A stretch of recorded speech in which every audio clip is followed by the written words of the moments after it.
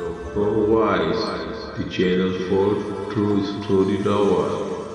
زوناش، دو ایسے ڈاکٹرز کی کہانی جنہوں نے مردوں کے جسم جوڑ جوڑ کر ایک نیا طاقتور انسان بنایا اور پھر اس انسان نے پوری دنیا میں تباہی مچا کر رکھ دی۔ کہانی کا اگلا حصہ ملاحظہ فرمائیے۔ اپنے کام سے فارغ ہو کر لاش ڈاکٹروں والے سبز لمبے اوور کوٹ اور سفید دھوتی میں ملبوس حوالات سے باہر نکل کر برآمدے کی سیڑھیاں اتر کر قدم قدم چلتی ہوئی کار کی طرف بڑھی۔ دونوں ڈاکٹر حیرانی کے ساتھ لاش کے ہاتھوں چاروں قاتلوں اور جرائم پیشہ بدماشوں کو قتل ہوتے دیکھ رہے تھے۔ ڈاکٹر پرویز نے جلدی سے کار کا بونٹ گرا دیا۔ لاش گاڑی کی پچھلی سیٹ پر آ کر بیٹھ گئی۔ تھانے میں ایک ہنگامہ خیز شور مچ گیا تھا۔ سپاہی خوف زدہ ہو کر ادھر ادھر دوڑ رہے تھے۔ ڈاکٹر پرویز نے گاڑی سٹارٹ کر کے احاطے سے باہر نکال لی۔ ڈاکٹر دارا خوش ہو کر بولا، قدرت کی طرف سے ان بدماشوں کو ایک غریب بیوہ کی بچی سے زیادتی کرنے کی پوری سزا مل گئی ہے۔ ڈاکٹر پرویز بھی بہت خوش تھا۔ وہ اس لیے خوش نہیں تھا کہ قتل اور اجتماعی زیادتی کے مجرم کیفر کردار کو پہنچے تھے، بلکہ وہ اس لیے خوش تھا کہ اس کے بنائے ہوئے نقلی آدمی نے اس کے حکم کی باقاعدہ تعمیل کی تھی اور اس کا تجربہ کامیاب رہا۔ دنیا کے سب سے بڑے قاتل کی لاش اپنے طور پر خوش تھی۔ وہ اس لیے خوش تھی کہ انسانوں کو ایک مدت کے بعد قتل کرنے کا اس کا نشہ پورا ہو گیا تھا۔ وہ لاش کو وہاں سے سیدھا آسیبی قلعے میں لے گئے اور لیبارٹری کے تہہ خانے میں لے جا کر بند کر دیا۔ پرویز نے ریموٹ کنٹرول کا بٹن دبا کر لاش کو حکم دیا کہ اسٹریچر پر لیٹ کر سو جائے۔ لاش اسٹریچر پر لیٹ گئی اور فوراً ہی سو گئی اور اس کے حلق سے خراٹوں کی ہلکی ہلکی خرخر سنائی دینے لگی۔ دونوں ڈاکٹر بھی لیبارٹری کو تالا لگا کر واپس اپنی گاڑی میں آ کر بیٹھ گئے اور شہر کی طرف چل پڑے۔ راستے میں وہ دونوں باتیں بھی کرتے جا رہے تھے۔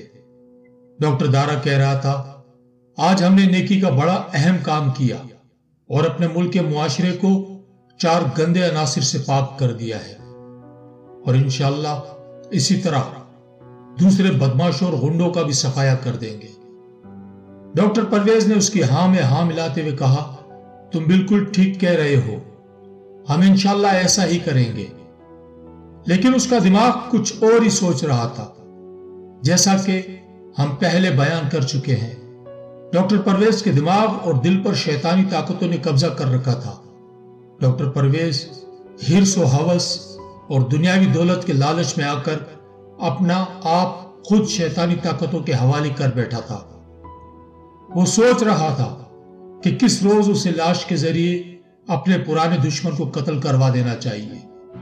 اسپتال کا ایک سینئر ڈاکٹر اس کے خلاف تھا۔ ڈاکٹر پرویز یہ سمجھ رہا تھا کہ وہ اس کے خلاف ہو گیا ہے، حالانکہ سینئر ڈاکٹر پرویز کی غیر ذمہ دارانہ حرکتوں اور اسپتال کی نرسوں وغیرہ سے محبت کی پینگیں بڑھانے کے خلاف تھا۔ سینئر ڈاکٹر نے ڈاکٹر پرویز کو کئی بار کہا تھا کہ ڈاکٹری ایک معزز پیشہ ہے، اسے اپنے کردار کو اعلیٰ اور ڈاکٹری کے پیشے کے لائق حامل بننا چاہیے۔ اس نے ڈاکٹر پرویز کو کئی بار سمجھایا تھا، مگر ڈاکٹر پرویز پر اپنی عادتوں کی وجہ سے سینئر ڈاکٹر کی نصیحتوں کا کوئی اثر نہیں ہوتا تھا۔ بلکہ ایک دن ڈاکٹر پرویز نے اسپتال کے خاص فنڈ سے کچھ روپے بھی غبن کر لیے تھے۔ سینئر ڈاکٹر نے ڈاکٹر پرویز کے خلاف دیانتداری کے ساتھ پوری رپورٹ لکھ کر سیکرٹری ہیلتھ کو بھجوا دی تھی اور ڈاکٹر پرویز کے خلاف بھی انکوائری ہو رہی تھی۔ چنانچہ جب ڈاکٹر پرویز نے اپنی بنائی ہوئی لاش کی کارکردگی دیکھی اور لاش نے اس کے دیکھتے ہی دیکھتے 4 غنڈوں کو قتل کر دیا اور لاش کسی کو نظر بھی نہ آئی، تو ڈاکٹر پرویز نے اسی وقت فیصلہ کر لیا کہ وہ سب سے پہلے اپنے دشمن سینئر ڈاکٹر کو لاش کے ہاتھوں قتل کروائے گا۔ ڈاکٹر دارا گاڑی میں ڈاکٹر پرویز کے ساتھ بیٹھا لاش کے ذریعے معاشرے کی بھلائی اور گندے عناصر سے معاشرے کو صاف کرانے کے بارے میں سوچ رہا تھا۔ ڈاکٹر پرویز نے اسپتال پہنچتے پہنچتے اپنے ذہن میں لاش کے ہاتھوں سینئر ڈاکٹر کو قتل کرنے کا مضمون منصوبہ بالکل پکا کر لیا۔ دارا کو اس نے ہاسٹل اتار دیا اور خود اسپتال آ گیا۔ وہ اپنا زیادہ وقت اسپتال میں مریضوں کی سرسری دیکھ بھال اور اسپتال کے مردہ خانے میں لاوارث لاشوں کی چیر پھاڑ کرتے گزارتا تھا۔ اس کے مجرمانہ ذہنیت کے مالک دماغ کو لاشوں کی چیر پھاڑ سے ایک قسم کی جنسی خوشی ملتی تھی۔ اس کے علاوہ اس کا ایک نرس سے معاشقہ بھی چل رہا تھا۔ اس نرس کو ڈاکٹر پرویز نے شادی کا جھانسا دے رکھا تھا اور اس سے عیاشی کرتا تھا۔ اس نرس کے علاوہ ڈاکٹر پرویز نے شہر کی ایک طوائف سے بھی عشق کر رکھا تھا، مگر وہ طوائف کے پاس کبھی کبھار ہی جاتا تھا۔ ڈاکٹر پرویز کے ماں باپ انتقال کر چکے تھے اور گھر میں اپنے چچا کے ساتھ رہنے کو اس کا بالکل جی نہیں چاہتا تھا۔ بس رات کو سونے کے واسطے گھر چلا جاتا تھا۔ اس نے سوچ رکھا تھا کہ عنقریب کالج کے ہاسٹل میں ایک کمرہ لے کر رہنے لگوں گا۔ اگلے دن ڈاکٹر دارا اسے اسپتال میں ملا اور کہنے لگا، اخبار میں جرائم کی خبریں آج بھی چھپی ہیں، مگر مجرم جرم کر کے روپوش ہو جاتے ہیں۔ میں کسی ایسی خبر کی تلاش میں ہوں کہ مجرم جرم کرنے کے بعد پکڑا جائے اور ہم اسے عدالتوں کے چکر میں پڑنے سے پہلے کیفر کردار تک پہنچا دیں۔ ڈاکٹر پرویز نے کہا، ہمیں اس معاملے میں اتنی بے صبری سے کام نہیں لینا چاہیے، ذرا سنبھل کر قدم اٹھانا چاہیے، کہیں ایسا نہ ہو کہ ہماری نیکی برباد ہو جائے اور گناہ لازم ہو جائے۔ آج کے اخباروں میں صدر تھانے میں 4 مجرموں کے پراسرار قتل کی پوری خبر چھپی ہے، 7 تصویریں بھی ہیں۔ CID الرٹ ہو گئی ہے کیونکہ قاتل کا کچھ پتہ نہیں چل رہا، مگر ایک تشویشناک جملہ خبر کے اخیر میں چھپا ہے، شاید اس پر تمہاری نظر نہیں پڑی۔ خبر کے اخیر میں لکھا ہے کہ تھانے کے احاطے میں کسی انسان کے ننگے پیروں کے نشان پولیس کو ملے ہیں جو کافی بڑے پاؤں کے ہیں۔ پولیس یہ سراغ لگانے کی کوشش کر رہی ہے کہ اتنے لمبے پاؤں کس آدمی کے ہو سکتے ہیں۔ ڈاکٹر دارا نے کہا، پولیس اس کا سراغ کبھی بھی نہیں لگا سکتی، ویسے احتیاط کے طور پہ ہمیں زناش کے لاش کے پاؤں میں پلین یعنی صاف تلے کے جوتے پہنا دینے چاہیے۔ ڈاکٹر پرویز نے کہا، اس کے سائز کے جوتے کہاں سے ملیں گے؟ اس کا ناپ لے کر کسی موچی کے پاس جوتے بنوانے گئے تو خطرہ ہے کہ بات باہر نہ نکل جائے، کیونکہ یہ بات شہر میں پھیل گئی ہے کہ جس پورا اسرار قاتل نے حوالات میں ملزموں کو قتل کیا ہے، اس کے پاؤں عام آدمی کے سائز سے بڑے لمبے تھے۔ دارا کہنے لگا، پھر لاش کے جوتے نہیں بنواتے، مگر آگے سے ہمیں احتیاط کرنی ہوگی۔ ایسی کوئی بھی واردات کرنے ہم لاش کو جہاں بھیجیں وہاں پر اس کے پاؤں کے نشانات ہمیں مٹا دینے ہوں گے۔ ڈاکٹر پرویز نے سانس لیتے ہوئے کہا، ہاں بھائی، ایسا ہی کریں گے، لیکن ہمیں کچھ دیر خاموش رہنا چاہیے، کم از کم 2 مہینے لاش سے کوئی واردات نہیں کروانی۔ اگر ہم اپنی کسی غفلت کی وجہ سے پکڑے گئے تو ہو سکتا ہے ہم پر ملزموں کو قتل کروانے کا مقدمہ بن جائے۔ ڈاکٹر دارا بھی اندر سے کچھ ڈر گیا، ان پر کوئی آفت ہی نہ ٹوٹ پڑے، اور کچھ نہیں تو ان کا ڈاکٹری کا لائسنس تو ضرور منسوخ ہو جائے گا۔ دوسری طرف ڈاکٹر پرویز نے اپنے دشمن سینئر ڈاکٹر کو قتل کروانے کے حربے پر کام شروع کر دیا۔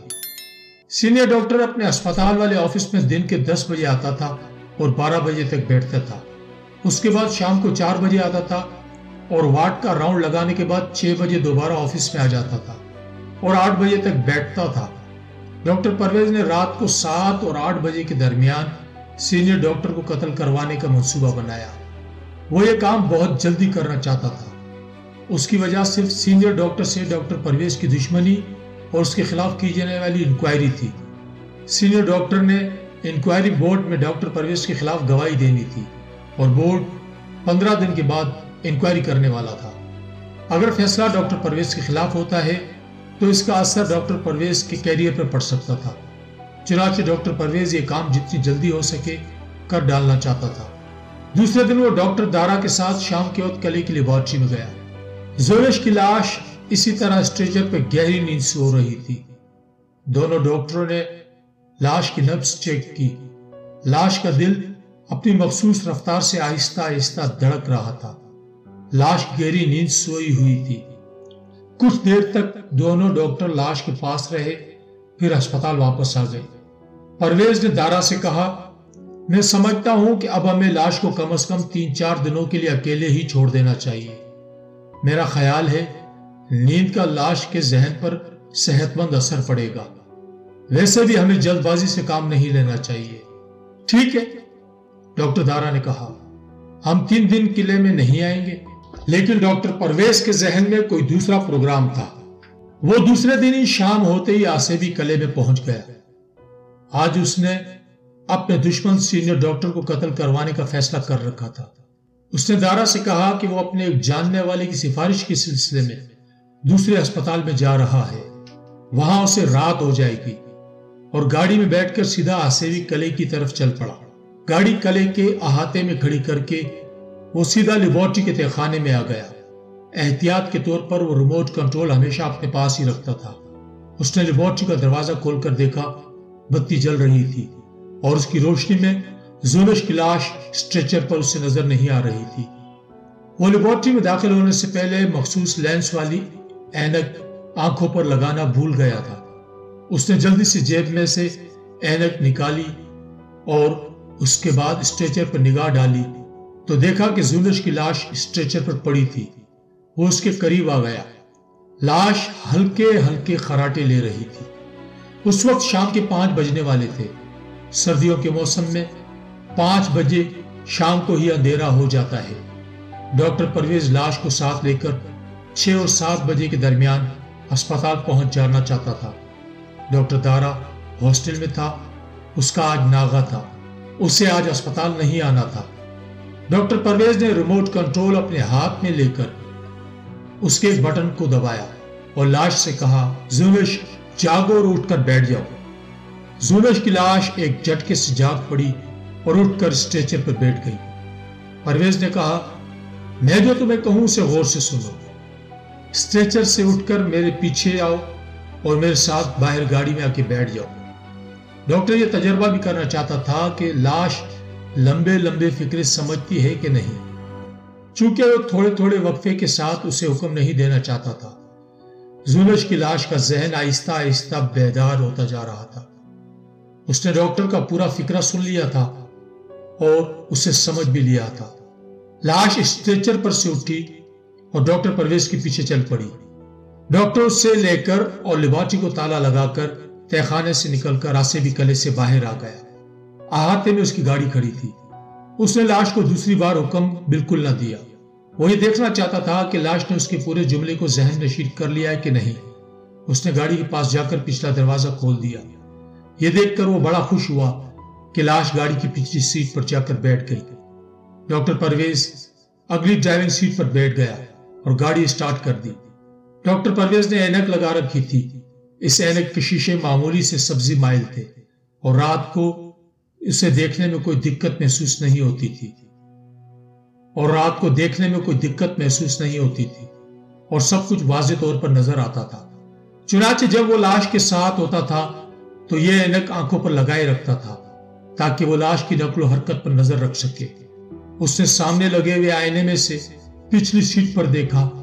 پچھلی سیٹ پر اسے لاش خاموش بیٹھی نظر آ رہی تھی۔ اس نے یوں ہی اینک تھوڑی دیر کے لیے اتار کر دیکھا تو لاش سیٹ پر دکھائی نہ دی۔ اس نے اینک دوبارہ لگا لی۔ لاش پھر نظر آنے لگی۔ ڈاکٹر مطمئن ہو گیا۔ ہسپتال پہنچنے کے بعد اس نے گاڑی ہسپتال کے ہیڈ آفس کے باہر کھڑی کی اور لاش سے مخاطب ہو کر کہا، زولش تم خاموشی سے میرے پیچھے پیچھے آؤ گے۔ جہاں میں تمہیں کھڑا ہونے کا کہوں گا وہاں تم کھڑے ہو جاؤ گے۔ جب تک میں تمہیں یہ نہ کہوں کہ آ جاؤ وہیں کھڑے رہو گے۔ کیا تم میری بات سن رہے ہو؟ لاش کے حلق سے عجیب سی کمزور آواز نکلی۔ یوں لگ رہا تھا جیسے لاش نے کچھ کہنے کی کوشش کی ہو کہ میں سن رہا ہوں۔ ڈاکٹر نے محسوس کیا کہ لاش کا دماغ آہستہ آہستہ ترقی کر رہا ہے اور اس کی نشو و نما ہو رہی ہے۔ بہت ممکن ہے کہ چند روز کے بعد لاش باتیں بھی کرنی شروع کر دے۔ ڈاکٹر نے گاڑی سے باہر نکل کر دروازہ بند کر دیا۔ اس نے جان بوجھ کر گاڑی ایسی جگہ کھڑی کی تھی جہاں اندھیرا تھا۔ یہ احتیاط اس نے اس لیے کی تھی کہ جب لاش پچھلی سیٹ کا دروازہ کھول کر باہر نکلے تو کوئی یہ دیکھ کر حیران نہ ہو کہ اس کی گاڑی کی پچھلی سیٹ کا دروازہ اپنے آپ کھل کر کیسے بند ہو گیا ہے۔ ڈاکٹر کے باہر نکلنے کے بعد زونش کی لاش بھی اپنے آپ دروازہ کھول کر گاڑی سے باہر نکل آئی۔ ڈاکٹر پرویز اسپتال کے ہیڈ آفس کی طرف چل پڑا۔ لاش اس کے پیچھے پیچھے چلنے لگی۔ ڈاکٹر پرویز اپنے دشمن سینئر ڈاکٹر کے کمرے کے باہر جا کر رک گیا۔ اس کے کمرے کا دروازہ بند تھا۔ وہ لاش کو سینئر ڈاکٹر کا چہرہ دکھانے کے لیے لایا تھا۔ برآمدے میں اس وقت کوئی نہیں تھا۔ آفس کے بند دروازے کے پاس ڈاکٹر رک گیا۔ لاش بھی رک گئی۔ ڈاکٹر پرویز نے لاش کے قریب آ کر آہستہ سے کہا، اس کمرے میں ایک آدمی کرسی پر بیٹھا ہوا ہے، اس کو غور سے دیکھ لینا۔ جب میں کمرے میں داخل ہو جاؤں تو تم کمرے کے اندر جا کر دروازے کے پاس ہی کھڑے ہو جانا۔ یہ کہہ کر ڈاکٹر پرویز نے دروازے کی گھنٹی کا بٹن دبا دیا۔ اندر اس کا دشمن سینئر ڈاکٹر کام کر رہا تھا۔ اس کی آواز آئی، یس، اندر آ جاؤ۔ ڈاکٹر پرویز دروازہ کھول کر اندر داخل ہو گیا۔ اس کے ساتھ ہی زونش بھی کمرے میں داخل ہو گیا اور دروازے کے ساتھ ہی دیوار کے ساتھ لگ کر کھڑا ہو گیا۔ اگرچہ یہ دونوں ڈاکٹر ایک دوسرے کو ناپسند کرتے تھے، مگر ایک دوسرے کو ہمیشہ بظاہر بڑے اخلاق اور خندہ پیشانی سے ملتے تھے۔ ڈاکٹر پرویز نے اپنے دشمن کو سلام کیا۔ سینئر ڈاکٹر نے بھی مسکراتے ہوئے سلام کا جواب دیا۔ سینئر ڈاکٹر نے ڈاکٹر پرویز کے عینک کی طرف اشارہ کرتے ہوئے پوچھا، ڈاکٹر پرویز، یہ تم نے عینک کب سے لگانی شروع کر دی ہے؟ پرویز عینک اتار کر رومال سے صاف کرتے ہوئے بولا، 0 نمبر کی ہے، آئی سائٹ چیک کروائی تھی۔ ڈاکٹر رمضان نے کہا، 0 نمبر کسی وقت لگا لیا کرو۔ اس دوران ڈاکٹر پرویز نے پیچھے گردن موڑ کر دروازے کو دیکھا۔ چونکہ اس نے عینک اتاری ہوئی تھی، اس لیے دروازے کے پاس دیوار کے ساتھ لگ کر کھڑی زونش کی لاش اسے نظر نہ آئی۔ اس نے عینک لگائی اور لاش دوبارہ نظر آنے لگی۔ سینئر ڈاکٹر نے مسکراتے ہوئے کہا، دروازے کی طرف کیا دیکھ رہے ہو ڈاکٹر؟ فکر نہ کرو، دروازہ اپنے آپ بند ہو جاتا ہے۔ ڈاکٹر پرویز نے کہا، آج بڑی سردی ہے، سوچا کہیں دروازہ کھلا نہ رہ گیا ہو۔ سینئر ڈاکٹر نے پوچھا، کہو کیسے آنا ہوا؟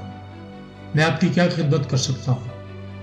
ڈاکٹر پرویز نے دل میں کہا، خدمت تو میں آج تمہاری کرنے والا ہوں، لیکن اوپر سے کہا، میں کسی خاص کام سے نہیں آیا، بس اوپر اپنے وارڈ میں جا رہا تھا کہ آپ کے آفس پر نظر پڑی، سوچا سلام کرتا جاؤں۔ سینئر ڈاکٹر بولا، آپ نے بڑی مہربانی فرمائی، اس وقت میں ذرا مصروف ہوں، سالانہ رپورٹ تیار کر رہا ہوں، معافی چاہتا ہوں، آپ کو زیادہ وقت نہیں دے سکوں گا۔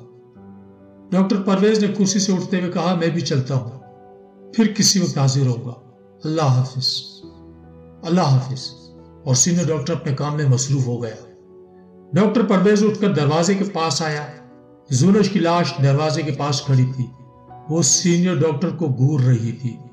ڈاکٹر پرویز نے لاش کے قریب سے گزرتے ہوئے آہستہ کہا، زونش، میرے پیچھے آ جاؤ۔ لاش ڈاکٹر کے ساتھ ہی کمرے سے باہر آ گئی۔ سخت سرد شام تھی، برآمدہ بالکل خالی تھا، آس پاس کوئی آدمی نہیں تھا۔ ڈاکٹر پرویز لاش کو ساتھ لے کر گاڑی میں آ کر بیٹھ گیا۔ گاڑی میں بیٹھتے ہی اس نے لاش سے کہا، زونش، غور سے سنو، یہ جو آدمی اندر دفتر میں بیٹھا ہوا ہے، اس کے کمرے میں جا کر پہلے اس کی گردن دبوچ کر اسے بے ہوش کرو، پھر اسے اٹھا کر بلڈنگ کی سیڑھیوں پر چڑھ کر اوپر چھت پر لے جاؤ اور اسے چھت پر سے زور سے گھما کر نیچے پھینک دو اور فوراً میرے پاس واپس آ جاؤ۔ میں جو کچھ کہہ رہا ہوں کیا تم سمجھ گئے ہو؟ لاش کے حلق سے ایک عجیب آواز نکلی، جیسے لاش کہہ رہی ہو، ہاں میں سمجھ گیا ہوں۔ لاش دروازہ کھول کر دوبارہ سینئر ڈاکٹر کے کمرے کی طرف بڑھی۔ وہاں اندھیرا تھا، سردی کی وجہ سے ابھی تک ادھر سے کوئی انسان نہیں گزرا تھا۔ کسی نے ڈاکٹر پرویز کو گاڑی میں بیٹھا ہوا نہیں دیکھا تھا۔ لاش سینئر ڈاکٹر کے کمرے کا دروازہ کھول کر کمرے میں گھس گئی۔ کمرے میں سے ایسی آواز آئی جیسے سینئر ڈاکٹر نے کسی کو مدد کے لیے پکارا ہو، مگر اس کی آواز دب گئی۔ دوسرے لمحے زونش کی لاش کمرے میں سے باہر آ گئی۔ اس نے بے ہوش سینئر ڈاکٹر کو کاندھے پہ ڈال رکھا تھا۔ کمرے کے ساتھ ہی اوپر جانے والا زینہ تھا۔ لاش زینے میں غائب ہو گئی۔ چند لمحوں کے بعد پرویز نے ایسی آواز سنی جیسے بلڈنگ کی دوسری طرف کسی نے اوپر سے آٹے کی بوری نیچے پھینک دی ہو۔ اس نے گاڑی سٹارٹ کر دی۔ اتنے میں لاش بڑے اطمینان سے زینے میں نمودار ہوئی اور قدم قدم چلتی گاڑی میں آ کر بیٹھ گئی۔ ڈاکٹر پرویز نے گاڑی آگے بڑھائی اور اسے نکال کر سڑک پر لے آیا۔ سڑک پر آتے ہی اس نے گاڑی کی رفتار تیز کر دی۔ اس کا رخ آسیبی قلعے کی طرف تھا۔ ریموٹ کنٹرول اس نے اپنی جیب میں رکھ لیا تھا۔ قلعے میں آتے ہی اس نے زنش کی لاش کو لیبارٹری کے اسٹریچر پر لٹایا اور ریموٹ کنٹرول کا بٹن دبا کر لاش سے کہا، اسٹریچر پر لیٹ کر گہری نیند سو جاؤ۔ لاش اسٹریچر پر فوراً لیٹ گئی اور آنکھیں بند کر کے گہری نیند سو گئی۔